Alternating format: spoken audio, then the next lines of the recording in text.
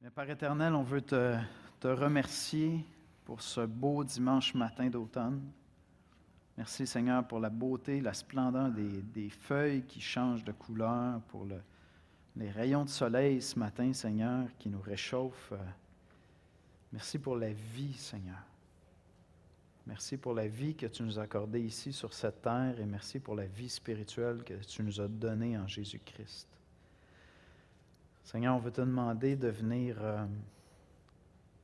remplir nos cœurs et notre pensée de cette belle vision d'aller faire de toutes les nations des disciples, Seigneur. Père, merci pour toutes les personnes qui se sont investies dans notre vie spirituelle. Parfois, ce sont nos parents naturels qui étaient chrétiens. Parfois, c'est un père, une mère spirituelle qu'on a rencontré dans l'Église, un frère, une sœur, à travers les prédications, à travers des bons bouquins. Quelqu'un qui s'est arrêté pour marcher un bout de chemin avec nous dans des moments difficiles, puis qui nous a aidés à comprendre comment la parole venait s'appliquer dans nos vies. Et Seigneur, on veut reconnaître à travers toutes ces personnes qui se sont investies en nous, on veut reconnaître que c'est toi qui es en train de nous former comme disciples, Seigneur. Tu es en train de nous apprendre à mettre en pratique ta parole, à observer tout ce que tu as enseigné, Seigneur. Seigneur, je suis infiniment reconnaissant pour tous ceux et celles qui se sont investis dans ma vie à moi, Seigneur. Et tous ceux qui le font encore, qui sont là pour m'écouter quand je suis découragé, qui sont là pour m'exhorter quand j'en ai besoin, qui sont là pour me donner un conseil quand j'ai l'esprit confus et que je ne sais pas où trouver dans ta parole les principes, ou lorsque je n'ai pas la force d'aller chercher, puiser dans ta parole, Seigneur. Père, je te prie de nous inspirer ce matin la foi. La foi dans ces principes que tu nous as donnés, Seigneur, d'un chrétien qui s'investit dans la vie d'un autre, d'une sœur qui va vers une jeune femme, une jeune chrétienne, et qui s'investit dans sa vie, Seigneur. Aide-nous à voir que tout ce qui se passe dans l'Église, tout ce que nous faisons, poursuit ce but de faire des disciples de Jésus-Christ. Aide-nous à apprendre de toi, Seigneur, puis de garder cette vision-là dans nos relations dans l'Église. C'est en Jésus-Christ qu'on te prie. Amen. Amen. Alors, merci d'être de retour. Si jamais votre nom n'est pas inscrit sur la liste d'envoi courriel et que vous désireriez y être, vous pouvez juste vous assurer que votre nom soit inscrit sur ma petite liste ici, puis on va l'ajouter. Et vous pouvez trouver, comme je dis chaque semaine, salutations à la gang à Sorel aussi. Vous pouvez trouver sur le site web, dans la section des ressources, à la fois le cours en vidéo, les notes PDF. Assurez-vous simplement d'aller voir l'édition 2018 pour ne pas trouver des anciennes notes. Jusqu'à présent, je n'ai pas modifié mes notes, mais je vais commencer à le faire maintenant. Fait que c'est ça. Donc, on complète la leçon 2 ce matin, avant de poursuivre la semaine prochaine avec la prochaine leçon. Et puis, on est encore vraiment là, dans les principes. Comment est-ce que Jésus faisait de la formation de disciples? Et puis, comment est-ce que Paul faisait de la formation de disciples? Puis on veut juste extraire de ça quelques principes qu'on doit garder à l'esprit. J'ai mentionné jusqu'à présent qu'il n'y a pas de programme de formation de disciples dans la Bible. En fait, l'Église, très, très tôt, a commencé à construire des programmes de formation de disciples, si on peut dire. Donc, tout à l'heure, avec le service, on va commencer notre petit projet là, pour la prochaine année à utiliser le nouveau catéchisme pour la cité. Bon, ben, le nouveau catéchisme pour la cité, c'est ça. C'est un outil qui a été construit ou pensé par l'Église protestante au 16e siècle pour pouvoir résumer les enseignements qu'il y a dans la Bible. C'est un outil pour de la formation de disciples. On trouve dans l'Église ce qu'on appelle l'Église primitive, c'est-à-dire l'Église des premiers siècles après les apôtres, là, 100, 200, 300. On trouve l'idée des catéchumènes, qui était, ça vient du mot grec pour enseigner, communiquer. D'accord? Donc, catéchèse, catéchumène, ça se ressemble. Mais on trouve déjà dans des écrits à côté de l'Église, à côté de la Bible, des premiers siècles, ce concept-là, cette idée-là, qui avait comme une formation des catéchumènes, qu'on préparait soit pour le baptême ou après leur baptême. Et puis on avait une espèce de corpus, de doctrine, de résumé de la Bible. Parce que la Bible n'est pas construite comme un manuel à proprement dit. Je dis souvent que la Bible, ce n'est pas comme un dictionnaire. Tu sais, si, par exemple, on est dans la formation de disciple, si je vous dis, c'est où la définition dans la Bible de c'est quoi former un disciple ou c'est quoi un disciple? Bien, tu as besoin comme d'avoir lu, puis relu la Bible pour pouvoir dire, OK, je pense que ça ressemble à ça. Puis là, on formule une définition. Mais il n'y a pas de définition dans la Bible. Même, admettons, excusez-moi, la personne de Jésus-Christ. C'est où la définition de Jésus-Christ dans la Bible? Je veux dire, il y a des versets là, qui vous viennent à l'esprit, là, mais vous n'avez pas un seul verset qui définit la personne entière de Jésus-Christ. C'est pas vrai. Je veux dire, à la limite, je vais prendre ma Bible, je vais te donner ma Bible, je vais te dire, tiens, ça, c'est la définition. Définition de Jésus-Christ. Parce que pour de vrai, toutes les pages parlent de lui d'une manière ou d'une autre. Et donc, très, très tôt dans l'histoire de l'Église, on a eu des credos, des confessions de foi, où on essayait de résumer ce qu'on comprenait. Puis on s'est assis, les chrétiens s'assoyaient avec un enseignant, s'assoyait avec un groupe de chrétiens, ou un chrétien s'assoyait avec un chrétien, une chrétienne s'assoyait avec une jeune sœur dans la foi. Puis là, il était là, puis il disait, OK, mais on commence où, puis comment on résume ça? Puis là, j'ai compris quelque chose. Il faut que je me réunisse, puis il va y avoir un enseignement, puis on va apprendre sur Jésus. OK, maintenant, qu'est-ce que tu as compris? Puis comment tu mets ça en pratique? Fait que très, très tôt, ça s'est fait. Mais il n'y a pas de programme. On ne trouve pas de programme dans la Bible. Ce qu'on trouve, c'est des principes qu'on peut extraire. Et donc, jusqu'à présent, c'est ça qu'on a fait dans le cours. C'est qu'on est allé vers Jésus, puis on a dit, c'est quoi les principes qu'on voit que Jésus, qui se répètent dans la manière que Jésus avait de faire des disciples avec ses premiers disciples qui vont être ses apôtres, puis tous les disciples qui sont autour, hommes et femmes. Puis on va regarder un peu l'apôtre Paul aussi maintenant, qui disait qu'il était un imitateur de Christ, puis nous autres, on va être ses imitateurs. Bon, mais c'est quoi les principes qu'on peut extraire?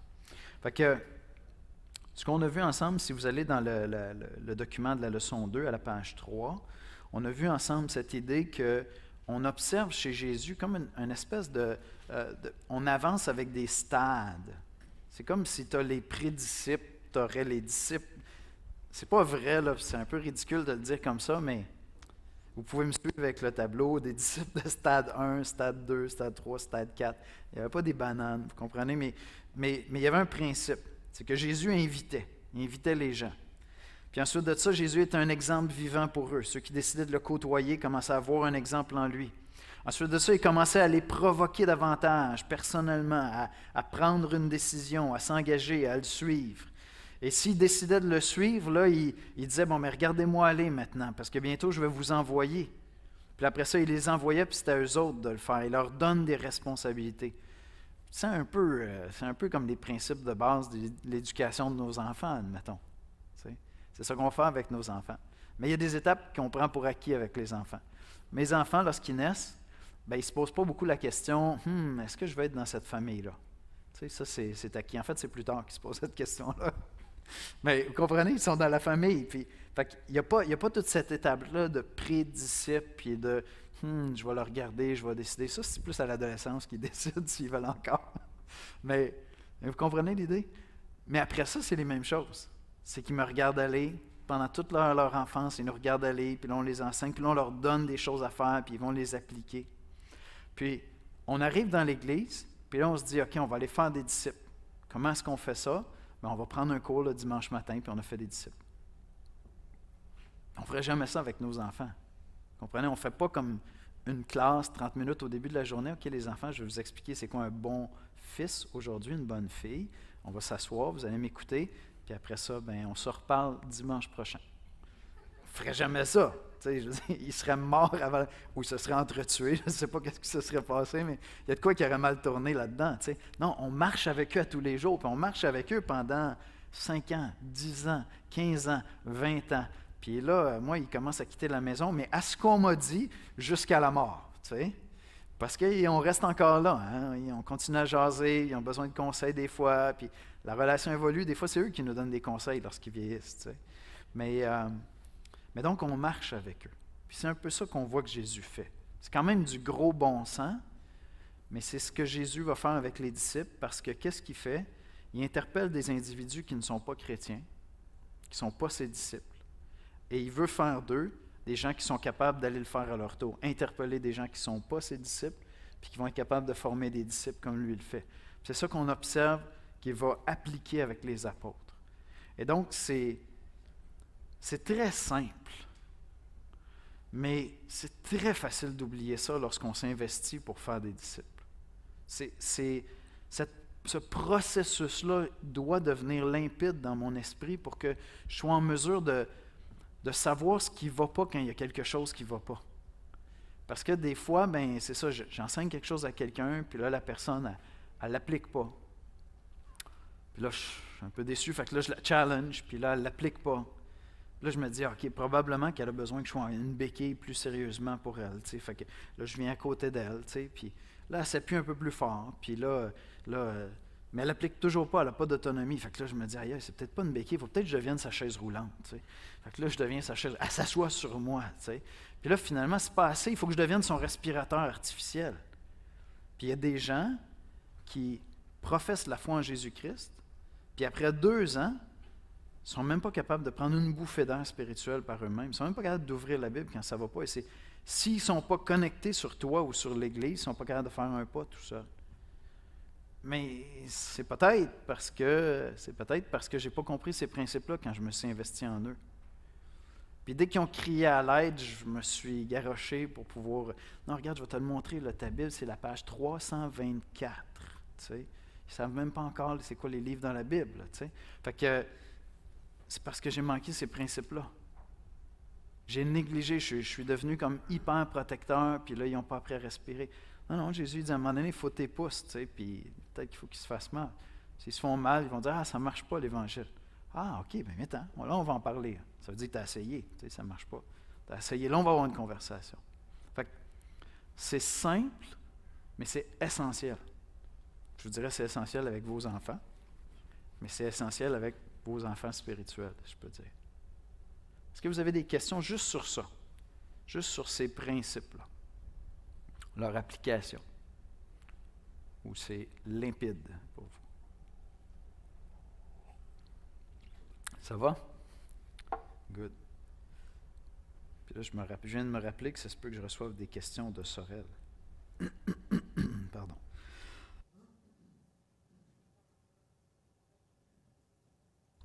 OK, on va aller à la prochaine page.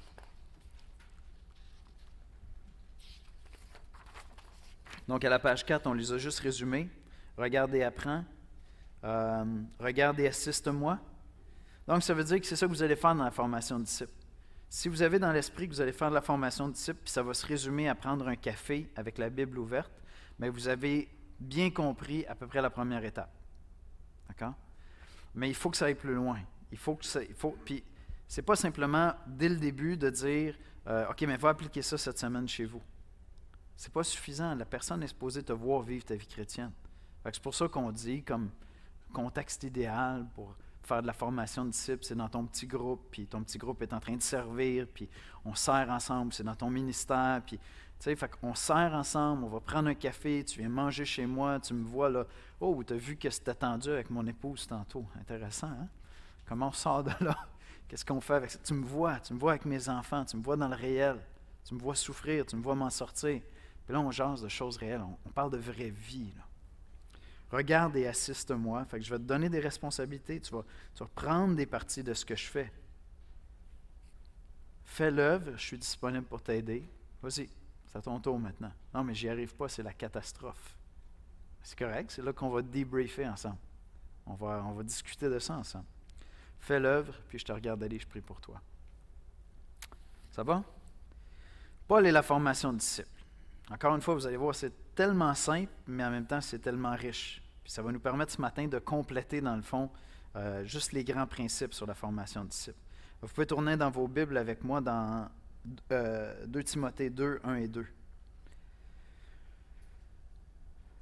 C'est l'apôtre Paul qui dit « Toi donc, mon enfant, fortifie-toi dans la grâce qui est en Jésus-Christ, et ce que tu as entendu de moi en présence de beaucoup de témoins, confie-le à des hommes fidèles qui soient capables de l'enseigner aussi à d'autres. » Bon, vous allez me dire, c'est la formation des leaders, mais en même temps, Paul vient de résumer à peu près toute sa philosophie de la formation de disciples.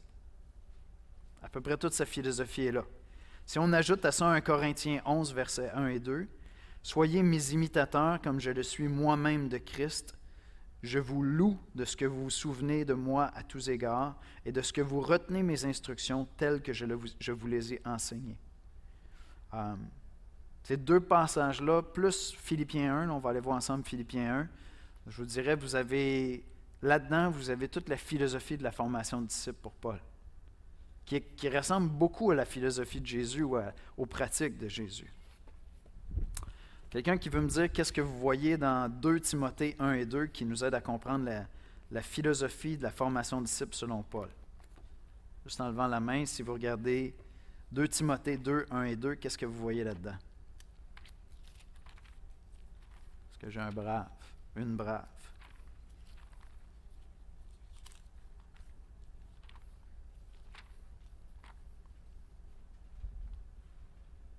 Qu'est-ce que vous voyez dans ça pour la formation de disciples?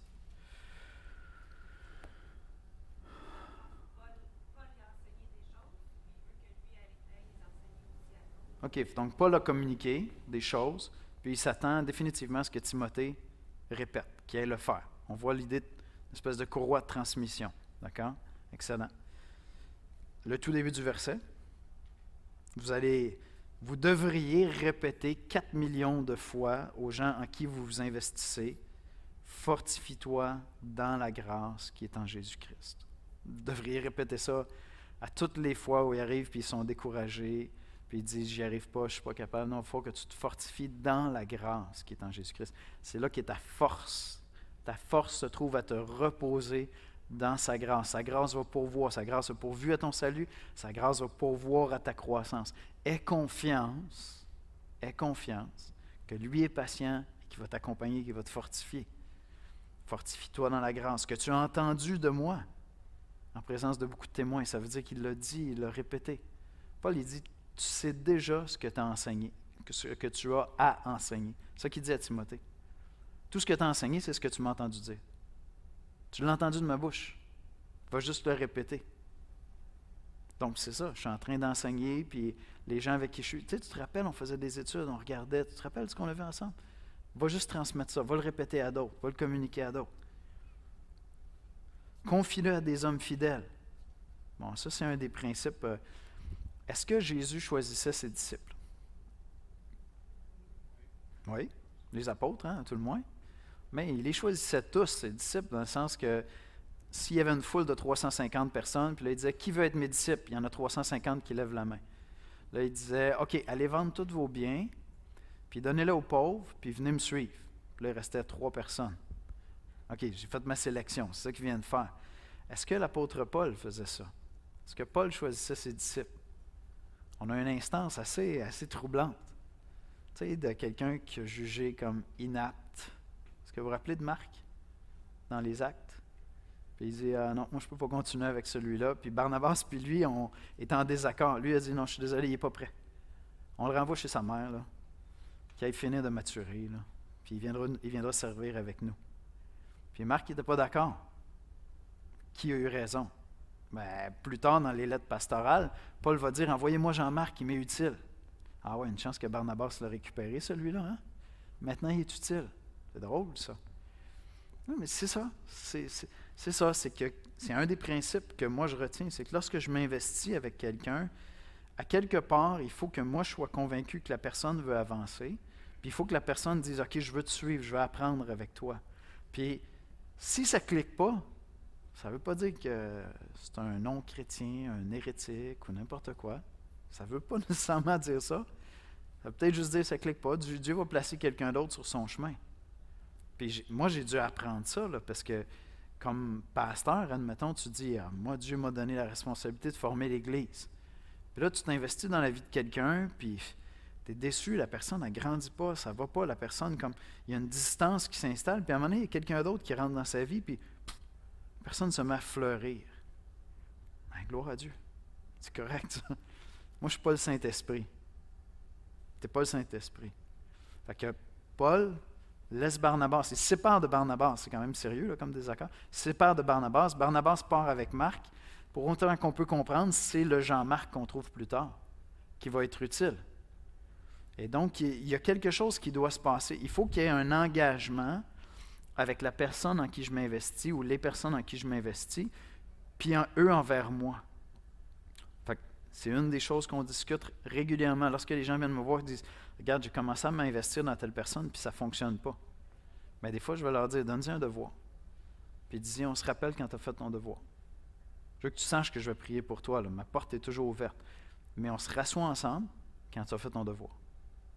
Tant que tu n'as pas fait ton devoir, on ne se rassoit pas ensemble. Ça fait partie de la sélection. Je ne suis pas en train de dire qu'il n'est pas chrétien. Là. Je ne suis pas en train de dire qu'il... Je ne pose pas de jugement là, à long terme sur sa vie. Je fais juste dire, c'est parce que si tu ne peux pas faire ça, on n'avancera pas vraiment. Puis il faut que j'accepte ça. Même si ça veut dire que la personne va s'en aller, elle va dire « Ah ouais, tu sais, moi la formation de disciple, j'ai essayé, Yannick, il est vraiment dur, je ne veux plus rien savoir de ça. » Il faut que tu vives avec ça. Là. Il y a des gens qui vont partir et vont dire « Ouais, tu sais, non, c'est fini, j'ai essayé avec Yannick. » C'était « Non, je ne veux plus rien savoir de ça. » Ben oui, mais Marc, qu'est-ce que vous pensez qu'il jasait avec Barnabas quand il s'en allait? Essayez d'imaginer la conversation entre Marc et Barnabas. Il a assisté à je ne sais pas s'il a assisté à la scène, mais il a au moins vu la conclusion. Fait que là, il s'en va sur la route avec Barnabas, puis là, il dit, qu'est-ce qui se passe? On s'est séparés de Paul. Je ne sais pas s'il n'a pas assisté à la conversation. Pourquoi on n'est pas avec Paul? Alors, je t'expliquerai ça un jour.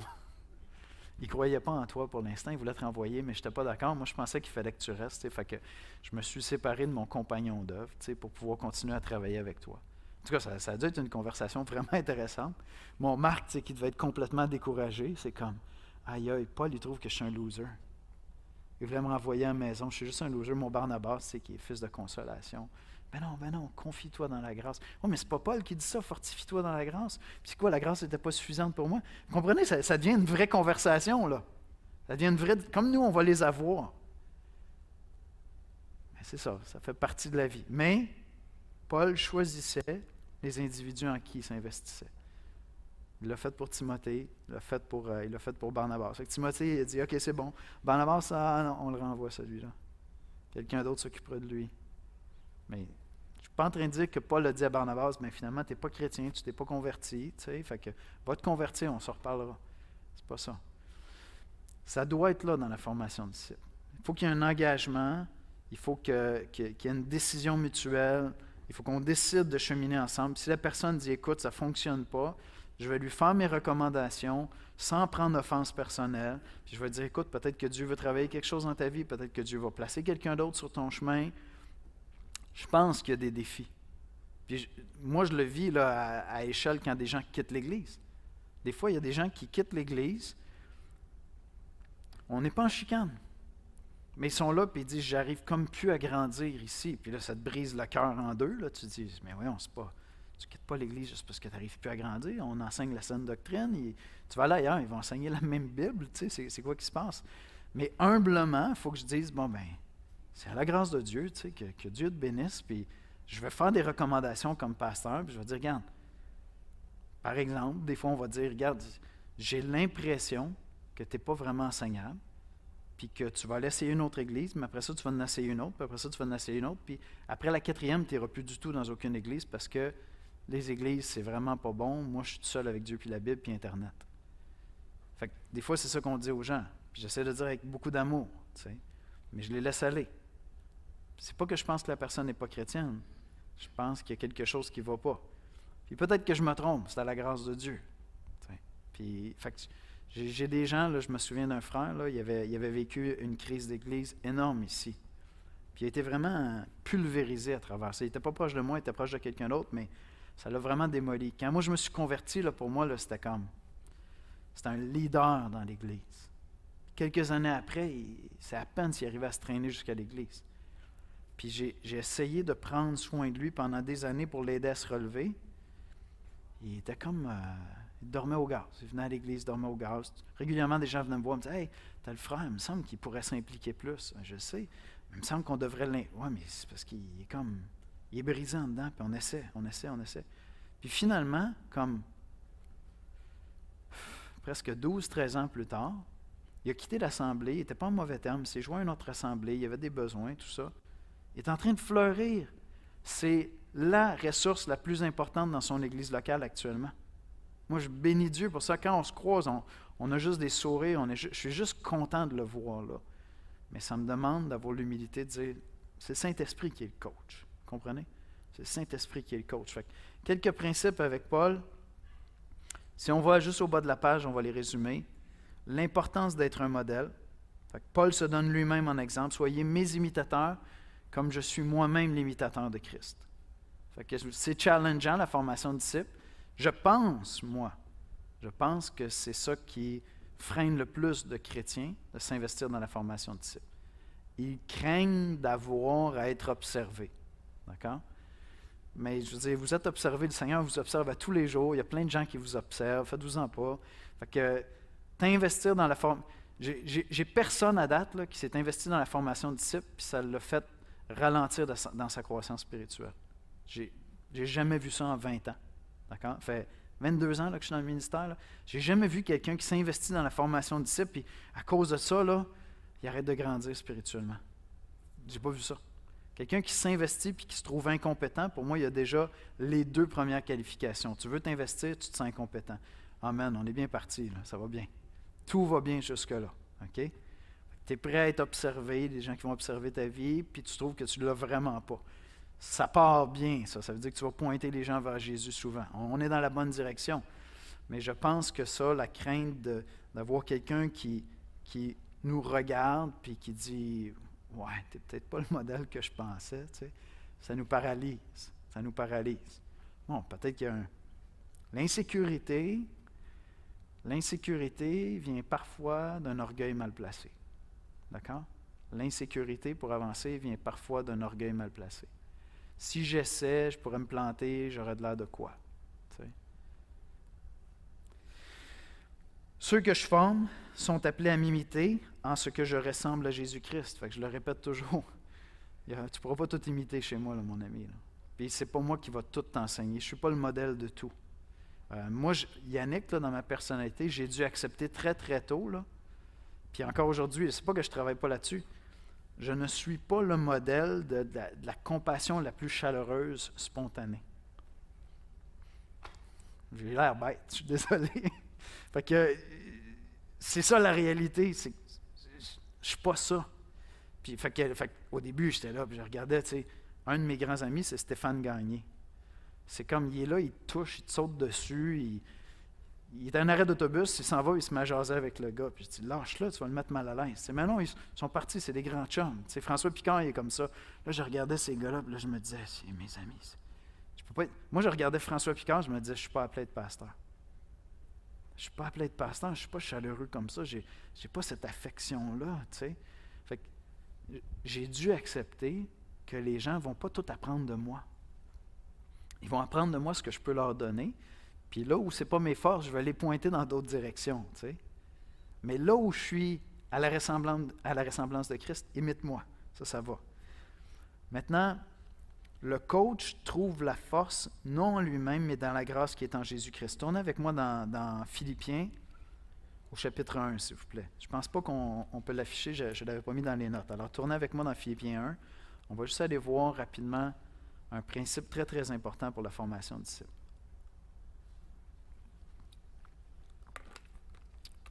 Je ne vous ai pas parlé de Philippiens 1, hein? Je ne veux pas radoter? Non? OK, c'est bon. Dans Philippiens 1, dans les versets 1 à 7, mais je me souviens plus, j'en ai parlé dernièrement à l'Église. J'essaie de me rappeler c'était quand, avec ma super mémoire. Dans Philippiens 1, les versets 1 à 7, vous avez là comme la philosophie de Paul sur comment réussir à encourager les gens.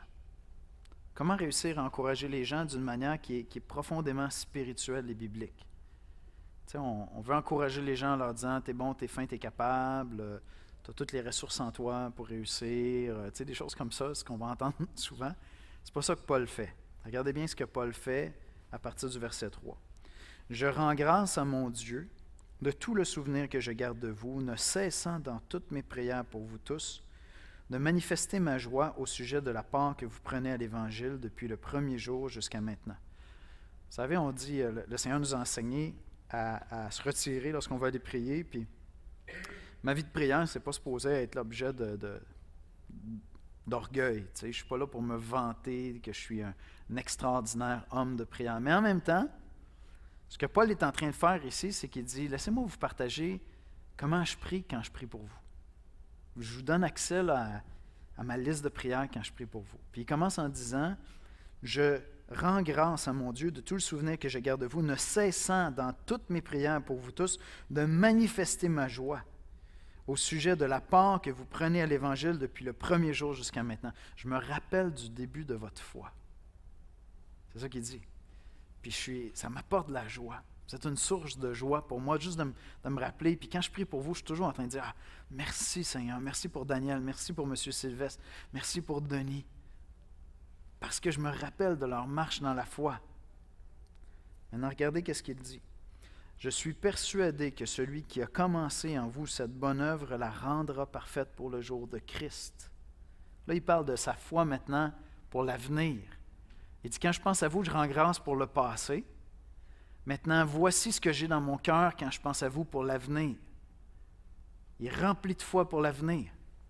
Je suis persuadé que celui qui a commencé, j'ai vu le commencement. Je suis persuadé que celui qui a commencé, ça c'est un sujet de joie, le commencement. Je suis persuadé que celui qui a commencé en vous cette bonne œuvre la rendra parfaite pour le jour de Christ. Maintenant, qu'est-ce qu'il est en train de dire ici? Je suis persuadé que tu es capable. Je te connais là, tu es capable. C'est pas ça qu'il a dit ici. Sa foi n'est pas en Samuel. Sa foi n'est pas en Josiane. Sa foi n'est pas en Antoine. Sa foi n'est pas en Yannick. Sa foi est en celui qui a commencé l'œuvre, en Jésus-Christ. Vous avez juste dans ces versets-là, une des clés les plus importantes pour encourager un frère, une sœur dans la foi. Il dit au verset 7, « Il est juste que je pense ainsi de vous, parce que je vous porte dans mon cœur, soit dans mes liens, soit dans la défense et la confirmation de l'Évangile, vous qui tous participez à la même grâce que moi. Je sais que vous avez cru en Jésus-Christ. Quand je pense au début de votre foi, je suis rempli de reconnaissance. Alors je sais, moi je souffre, je suis dans les liens, je suis dans les combats, tout ça, puis je connais la grâce de Christ en moi. Je sais que Christ est en train de me soutenir, puis il est en train de me bénir, puis c'est pas grave, je suis en prison, mais l'Évangile avance, et je sais que vous participez à cette même grâce-là. C'est ce même Esprit Saint qui est en moi, qui est en vous. Fait qu'il dit, c'est normal que je sois rempli de foi, qu'il va compléter l'œuvre qui a commencé en vous. Donc, si je traduis ça dans la formation de disciples, quand tu t'investis dans la vie de quelqu'un, puis là, vous pensez formation de disciples, mais pensez à un frère, une sœur, vous le regardez aller, vous trouvez que ça ne va pas bien. Pensez à un de vos enfants, que vous dites, il me semble pourtant qu'il a accepté le Seigneur. Tu sais, dans sa jeunesse, il était là, puis il professait quelque chose de ferme, de clair. Tu sais. Puis il me semble que j'avais la conviction qu'il était au Seigneur. Puis là, tu es là, puis tu commences à être découragé. Tu fais de la formation de disciple, tu le regardes aller, puis, mes amis, pourtant, j'ai le souvenir d'une foi qui était belle. Puis là, tu dis, je manque de paroles pour l'encourager. Je pense que ce que Paul nous enseigne ici, c'est que ton problème n'est pas avec la personne qui est là devant toi. Ton problème, c'est avec Dieu que tu dois aller le régler. Parce que tu ne crois plus que celui qui a commencé cette belle œuvre va la rendre parfaite pour le jour de Christ. Pour que tu puisses avoir des paroles d'encouragement à donner, il va falloir que tu retournes dans la prière, puis que tu ailles régler cette question-là. De dire, Seigneur, c'est toi qui sauves. C'est toi qui accordes la grâce. Moi, je n'ai jamais sauvé personne, je ne sauverai jamais personne. Donc, ce n'est pas moi qui sanctifie. C'est pas moi qui prends un bébé spirituel qui en fait un homme mature, un bébé spirituel puis une femme mature en Christ. Moi, je ne fais pas ça. Fait que j'étais tout excité, Seigneur, quand je le regardais commencer, mais là, j'ai plus de foi et j'ai plus d'encouragement à donner. Il faut que j'ai réglé ça dans la prière. Ça sous-entend que Paul priait énormément pour les disciples qu'il formait. Ça sous-entend que Paul consacrait beaucoup de temps à prier, parce que c'est à cet endroit-là que je vais aller vivre mon combat avec le Seigneur. Seigneur, je suis découragé, puis là, si j'ouvre la bouche, j'ai juste des paroles de découragement. Ou sinon, je vais être malhonnête, je vais donner des petites tapes dans le dos, mais il va bien sentir qu'il n'y a pas de foi en moi. Mais je n'arrive pas à croire en lui. Puis c'est là, dans la prière, que le Seigneur va me dire, mais pourquoi tu dois croire en lui? Je ne comprends pas. Depuis quand on croit en l'être humain qui va se sauver lui-même, qui va se sanctifier lui-même? Ah non, on croit en celui qui a commencé l'œuvre, en Jésus-Christ.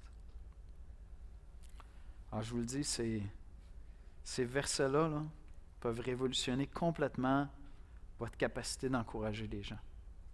Révolutionner votre vie de prière, révolutionner votre capacité d'encourager les gens. Parce que lorsque vous arrivez aux personnes après, vous dites, écoute, moi je prie pour toi, là, puis quand je priais pour toi cette semaine, là, mon cœur était rempli de foi. Parce que je t'ai vu aller, puis je te vois persévérer. Puis des fois, c'est juste ça que j'ai à dire à quelqu'un. Je sais que tu n'y crois pas, je sais que tu ne le vois pas, mais tu es encore ici, là. Ça, c'est Christ qui te soutient. Fait qu'il a commencé l'œuvre. Je sais que c'est une période difficile, mais il est en train de continuer l'œuvre. Ça fait mal. Ça fait mal parce qu'il a sorti son ciseau à bois, là, puis il est en train d'équarrir ce morceau-là, puis il est en train de le sculpter. Là. Mais j'ai la foi, parce qu'il a commencé l'œuvre, puis je sais que tu participes à la même grâce que moi. De la même manière que je vois le Saint-Esprit me bouleverser puis me transformer, je sais qu'il est en train de le faire. Fait que j'ai confiance, il va le faire en toi aussi. Est-ce que c'est clair pour vous? Est-ce que vous le voyez? Fait un des principes de Paul dans la formation de disciples, c'est la prière. Parce que dans la prière, Paul va aller se réjouir, il va aller pleurer, puis il va l'intercéder. On sait très bien que Paul n'était pas toujours rempli de foi pour les églises. Là.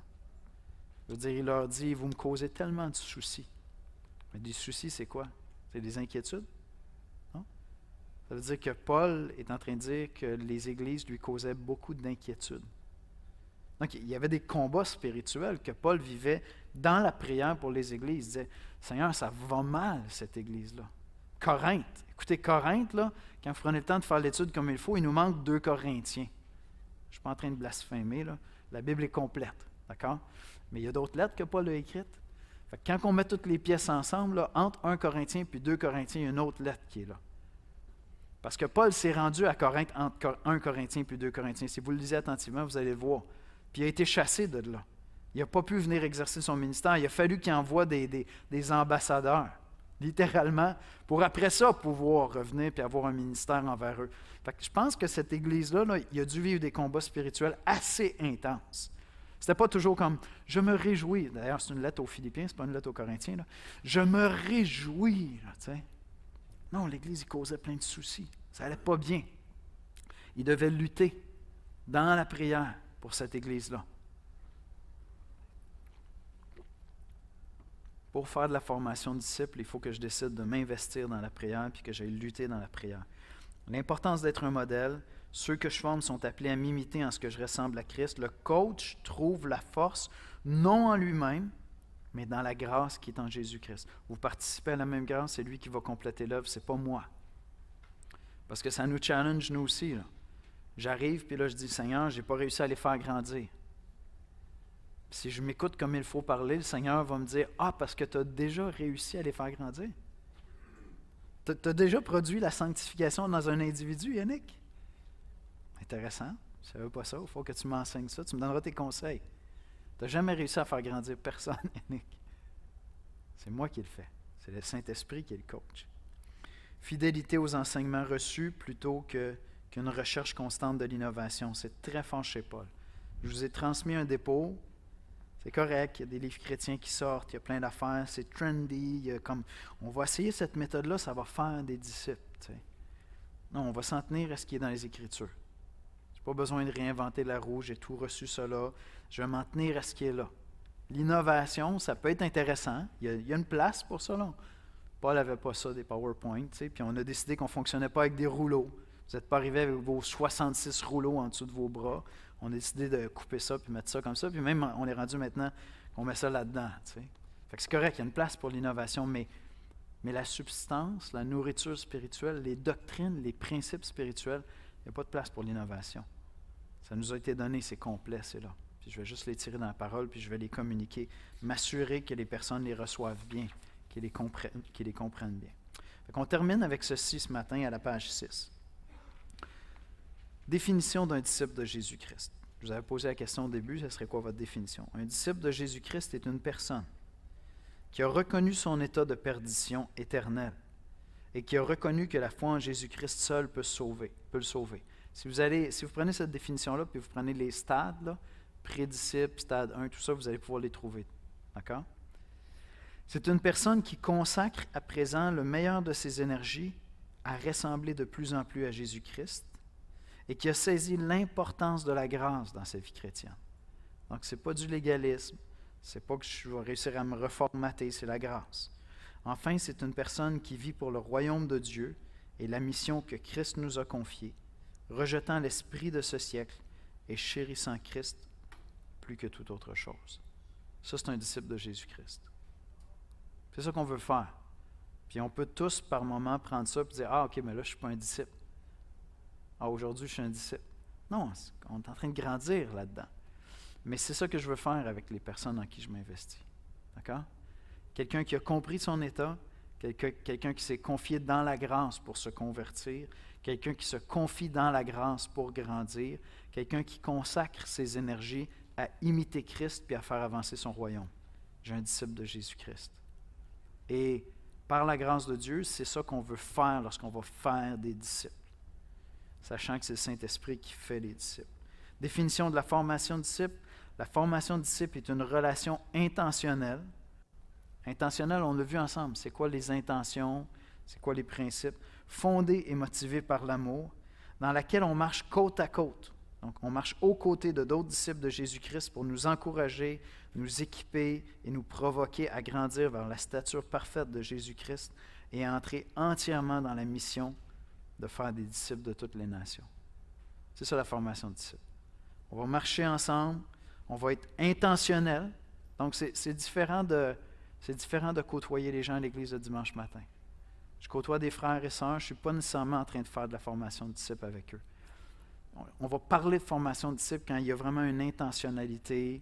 On veut marcher côte à côte. Vous allez être exposé à ma vie, je vais être exposé à votre vie. On va échanger ensemble, on va discuter. Ce qu'on veut faire avec nos enfants, notre rêve, c'est que nos enfants soient nos disciples et qu'ils deviennent les disciples de Christ. Hein? C'est ça notre rêve, c'est ça notre prière. On va le faire avec des frères et sœurs. Intentionnel, à sa plus simple expression, qu'est-ce que ça veut dire? Ça implique qu'on va prendre du temps. On va consacrer du temps, on va prévoir du temps. Ce n'est pas des accidents. Paul, les individus en qui il s'investissait, il passait du temps avec eux. Jésus, les individus avec qui il s'investissait, c'était intentionnel. Suivez-moi, restez avec moi, partez pas. Si vous partez, je ne peux pas m'investir en vous. Donc, il va y avoir des rencontres régulières. Pour être très, très, très pratique, là, minimum aux 2 semaines. Tu veux faire de la formation de disciples. Donc, ça pourrait être dans le cadre juste d'un café avec quelqu'un.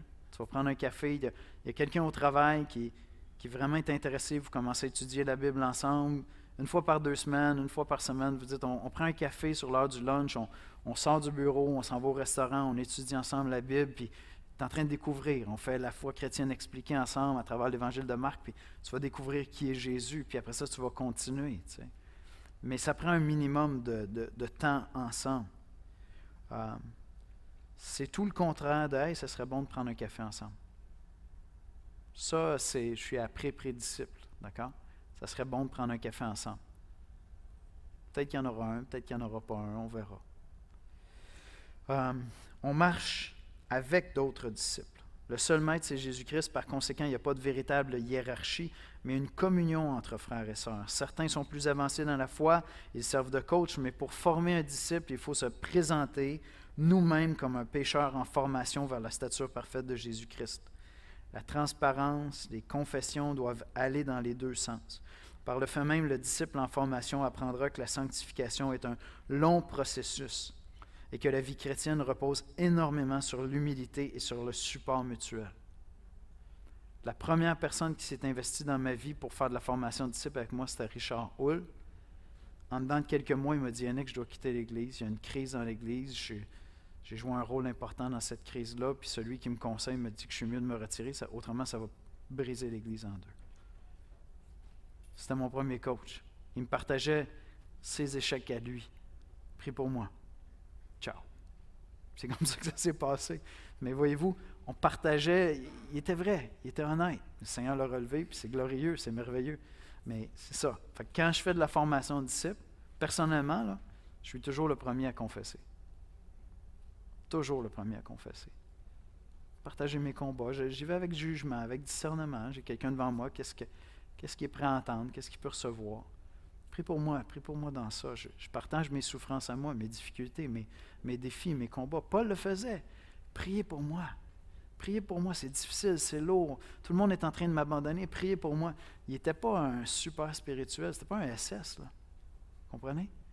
Non, priez pour moi. Là. Il y a des combats, c'est tough. Puis enfin, je termine avec cette idée-là. C'est en Église qu'on fait la formation de disciples. C'est dans l'Église locale qu'on fait la formation de disciples. Les gens en qui je m'investis doivent s'intégrer dans la vie de l'Église. Tu es en train de former quelqu'un, puis la personne a dit « Ah, je ne sais pas si je vais aller à l'église le dimanche matin, c'est pas tellement mon truc. » Puis là, il y a une espèce de relation parallèle qui s'établit où pendant des mois, voire des années, tu rencontres cette personne-là au restaurant, vous priez ensemble. Il y a plein de gens. Là. Au Québec, là, je ne sais pas, moi, il y a peut-être 10 000 chrétiens de plus qui ne vont pas dans une église locale. C'est peut-être 20 000 chrétiens de plus qui ne vont pas dans des églises locales. Puis, un grand nombre d'entre eux sont en relation régulière avec un chrétien. Donc, ils ont une forme d'édification spirituelle. Ils sont en relation, ils prient avec des chrétiens, ils ont un réseau. Ils ne sont pas dans une église locale. C'est vraiment pas le plan de Dieu. C'est pas ça le plan de Dieu. Dieu établit des corps locaux où tu vas avoir une multitude de dons, une multitude de ressources, puis quand je m'investis dans la vie de quelqu'un, je veux que cette personne-là réalise qu'elle est partie intégrante de tout ce corps-là. Tu es une des cellules ici, tu es un des membres dans cette église-là, puis tu dois développer des relations, puis tu vas devenir une ressource pour d'autres, puis il y en a d'autres qui vont être une bénédiction pour toi. C'est pas de la dialyse, cette affaire-là, puis moi, je suis ta seule ligne de vie, là. C'est pas comme ça que ça fonctionne. Tu fais partie de l'Église. Toute l'Église locale est participante de la formation de chacun des disciples de Jésus-Christ qui la composent. Tous appartiennent à Christ. Aucun ne domine. Et tous appartiennent au corps de Christ. C'est pourquoi la formation au sein de l'Église locale favorise des relations saines. Quand je ne fais pas ça, quand la personne ne s'intègre pas dans l'Église locale, il y a un mensonge que la personne est en train de développer ou un mensonge dans lequel la personne va demeurer. D'accord? C'est vraiment important là, ce que je vous dis là. Quand quelqu'un décide qu'il se retire de l'Église locale, il peut y avoir des raisons, il peut y avoir de la souffrance, il y a des blessures, il pourrait y avoir plein de raisons. Mais quand je ne suis pas en train de former quelqu'un à l'intérieur de l'Église locale, quand la connexion avec l'Église locale ne se réinstalle pas, il y a un mensonge qui dit Dieu est là pour moi, puis pour que moi, je sois bien avec Dieu. Puis la personne a beau me dire, non, je comprends, moi je suis là pour apporter la vérité dans le monde, puis tout ça. Ça, c'est théorique. Ça veut dire quoi? Tu distribues des traités, puis tu ne vis pas les relations difficiles. Ça veut dire quoi? Ça veut dire que tu pries pour les gens, puis tu les vois juste tant que ça va bien. Mais c'est pas comme ça qu'on grandit. On grandit lorsqu'on est dans l'Église locale avec tout ce qu'elle a de beau, tout ce qu'elle a d'agréable, puis tout ce qui est douloureux. C'est vraiment ça le plan de Dieu, c'est très, très clair. C'est pour ça que j'ai pris le temps de dire dans l'Apocalypse, si tu n'es pas dans une église locale, puis si tu ne peux pas me dire c'est qui les pasteurs de ton église, puis à qui Dieu t'a confié, il n'y a pas de lettre de l'Apocalypse pour toi. Il y a juste des lettres pour des églises. Il n'y a pas de lettre de l'Apocalypse pour toi. C'est pas pour être méchant là, quand je dis ça, mais c'est parce que c'est ça le plan de Dieu. Fait que quand je m'investis dans la formation de disciples, c'est l'Église. qui est là. Comme le proverbe africain, là. Ça prend un village pour élever un enfant. Ça prend une église pour former un disciple de Christ. On va prier ensemble. Seigneur notre Dieu, merci pour ta parole. Merci pour les principes qu'on voit dans la vie de Jésus pour la formation de disciples, les principes qu'on voit dans la vie de Paul. Ils sont clairs, Seigneur, c'est des patterns qui se répètent. Je te prie de nous aider à entrer dans cette mission, Seigneur. À ne pas rester des spectateurs, mais à avoir le courage d'inviter quelqu'un à aller prendre un café, inviter 2-3 frères, inviter 2-3 sœurs, passer du temps ensemble dans ta parole, Seigneur. Viens nous donner le courage, la foi de le faire, même si ça veut dire qu'on va être exposé, nos imperfections vont être exposées, même si ça veut dire qu'on va devoir lutter dans la prière parce qu'il va y avoir des moments de découragement, Seigneur. Je te prie, Père, pour tous ceux et celles qui sont avec moi dans ce cours. Montre à chacun, Seigneur, comment est-ce que tu veux qu'il commence à s'investir dans la formation de disciples. J'ai cette conviction que tu appelles tous les chrétiens à s'investir d'une manière ou d'une autre dans la formation de disciples. Je te prie, Seigneur, de montrer à chacun comment tu nous appelles à le faire. C'est en Jésus-Christ qu'on te prie. Amen.